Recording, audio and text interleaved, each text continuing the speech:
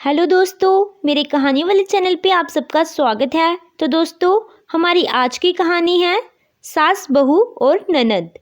कमला अनाथ थी। उसकी शादी अपने ही गांव के नरेश से हुई थी। कमला की सास और ननद उसे बहुत तंग करती थी। अरे ओ कमला, कहाँ मर गई? चाय क्या तेरा बाप ला के देगा? माँ, मेरे कपड़े भी अभी तक भाभी ने प्रेस नहीं किए। ना जाने क्या करती रहती है घर पर।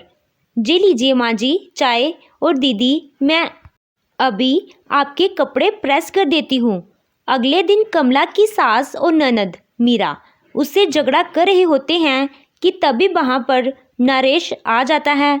क्या हुआ माँ और मीरा, तुम सब क्यों इतनी ज़ोर ज़ोर से चिल्ला रहे हो? अरे, जब से तेरी शादी इस कमला से हुई है तब से हमारी तो ज़िंदगी ही बर्बाद हो गई है। काम ना काज की, दुश्मन अनाज की। ऐसा क्यों बोल रही हो माँ? सारा दिन तो कमला काम में लगी रहती है और आपकी सेवा भी बहुत करती है। ओहो, आया बड़ा बीवी की तारीफ करने, जोरू का गुलाम। अच्छा, ये सब छोड़ो माँ, एक बहुत बड़ी खुशखबरी लाया हूँ। ऐसी क्या खुशखबरी लाया है जो इतना पागल हो रहा है? कोई खजाना मिल गया क्या? हाँ माँ, अपनी मीरा के लिए खजाने जैसा लड़का मिला है। क्या सच में? कौन है वो? अपने ग्राम प्रधान की पहचान का है। कोई बहुत अमीर लोग हैं। लड़का शहर में नौकरी करता है। अरे वाह, मेरी बेटी के तो बागे ही खुल गए। बस माँ, कल वो लोग इसे देखने आएंगे और अगले महीने इसका कॉलेज ख़त्म होते ही हम इसकी शादी कर देंगे।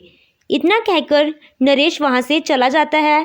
इसके बाद मीरा और उसकी माँ दोनों मीरा की शादी के सपनों में खो जाती हैं। मीरा अपनी माँ से कहती है, माँ, शादी के बाद मैं तो शहर में ही रहूँगी। हाँ मेरी राजदुलारी, तू खूब ऐश और आराम से रहेगी। सारा दिन तेरे आगे पीछे नौकर ही नौकर घूमेंगे। सास और ननद की बात सुनकर कमला कहती है, हाँ दीदी, भगवान करे आपको शादी के बाद सारे सुख मिले।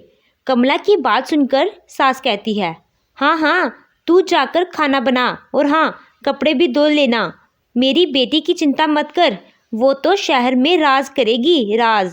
ऐसे ही एक महीने के बाद मीरा की शादी हो जाती है। हाय रे, मेरी इकलौती प्यारी बिटिया ससुराल चली गई। अब मैं उसके बिना कैसे रहूँगी? इतना कहकर कमला की सास जोर जोर से रोने लगती है। अरे माँ जी, मैं हूँ ना, और फिर दीदी तो आती जाती रहेंगी। अरे तू जा यहाँ से। तू क्या जाने बेटी के जाने के बाद माँ का क्या हाल होता है। ना तेरी माँ और ना तेरा मायका। शादी के अगले दिन ही मीरा का फ़ोन आता है। माँ, ये मुझे अपने साथ शहर ले जाने के लिए तैयार नहीं है। मैं यहीं गांव में रहूँगी अपने सास ससुर के साथ। अरे, तू यहाँ गांव में क्या करेगी? पता नहीं माँ, कहते हैं मेरे माँ बापू बूढ़े हो गए हैं, इनकी सेवा करो। इतना कहते ही मीरा रोने लगती है। हाय रे मेरी बच्ची, क्या सोचा था हमने कि मेरी बेटी शहर में रहेगी। अच्छा, मैं फ़ोन रखती हूँ माँ, मेरी सास मुझे बुला रही है। इतना कहते ही मीरा फ़ोन कट कर देती है। मीरा की सास मीरा से कहती है, सुनो बहू, रोज़ सुबह 5 बजे उठकर घर की साफ सफाई करके हमारे लिए चाय नाश्ता बना दिया करो। मीरा शाम तक घर का काम कर करके पूरी तरह से चूर चूर हो जाती है। हाय रे, अब मैं क्या करूं? इतना सारा काम अकेले कैसे संभालूं? 2 दिन के बाद मीरा का भाई नरेश उसे मायके ले आता है। आइए दीदी, कैसी हैं आप?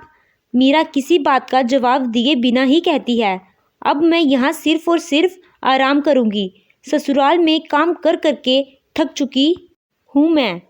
हाँ हाँ मेरी बिटिया, अब सिर्फ तू मायके का सुख ले। कितनी दुबली पतली हो गई है मेरी बिटिया, कितना काम करवाते हैं।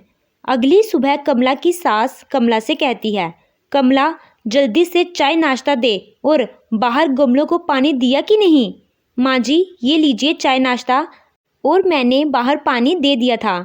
अच्छा, कपड़े धो दिए? और हाँ, मीरा के भी कपड़े होंगे, वो भी धो देना। माँ, मैंने अपने कपड़े धो लिए हैं। अरे, तूने क्यों धो दिए? ये महारानी क्या करेगी दिन भर? अरे माँ, ऐसा मत कहो, मैं अपने ससुराल में दिन भर काम करती हूँ, अब जाके मुझे भाभी की थकान का एहसास हो रहा है। रात के समय मीरा अपनी माँ से कहती है, माँ मुझे तुमसे कुछ बात करनी है। हाँ बोलना मेरी बिटिया। माँ मैं ससुराल से थक हार के मायके आई, अब यहाँ से आराम करके सबका प्यार लेकर ससुराल जाऊंगी तो वहाँ रहने की, सबका ख्याल रखने की हिम्मत बन जाएगी।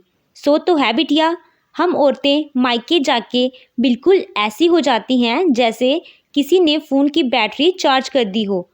तो माँ भाभी का तो मायका ही नहीं है ना, तो वो यहाँ पर सब कुछ करती रहती हैं, पर वो तो किसी को फ़ोन करके रो भी नहीं सकती। बात तो तेरी सही है बिटिया, मैं कितनी भी ताने मारूं पर वो काम तो बहुत ही करती है। क्यों ना माँ तुम ही भाभी की माँ बन जाओ, यही उनका मायका और यही उनका ससुराल। अगली सुबह कमला अपनी सास को चाय देते हुए कहती है, माँ जी ये लीजिए चाय, मैं बाहर गमलों को पानी देकर आती हूँ। अरे बिटिया वो मैं दे दूँगी, तू इधर आ, पहले साथ बैठकर चाय नाश्ता कर लेते हैं। सास के मुंह से बिटिया शब्द सुनकर कमला हैरान होकर बोली, माँ जी आपने मुझे बिटिया कहा? हाँ बिटिया, आज से मैं तेरी सास नहीं तेरी माँ हूँ। मुझे अपनी गलती का एहसास हो गया है, तुम मुझे माफ़ कर दे। मैंने तेरे साथ बहुत गलत किया, पता नहीं हम ये क्यों भूल जाती हैं कि बहू भी एक इंसान है। आज जब मेरी अपनी बेटी पर आन बनी तब मुझे एहसास हुआ कि मैंने तेरे साथ कितना गलत किया। माँ जी आप माफ़ी मत मांगिए, आपने मुझे बिटिया कहा, मेरे लिए तो यही बहुत बड़ी बात है। सास को अपनी गलती का एहसास हो जाता है और अब वह सभी हंसी खुशी रहने लगते हैं। तो दोस्तों आपको ये कहानी कैसी लगी? कहानी अच्छी लगी हो तो वीडियो को लाइक कीजिएगा। अगर आपने अभी तक चैनल को सब्सक्राइब नहीं किया है तो प्लीज़ सब्सक्राइब कीजिएगा। Thank you.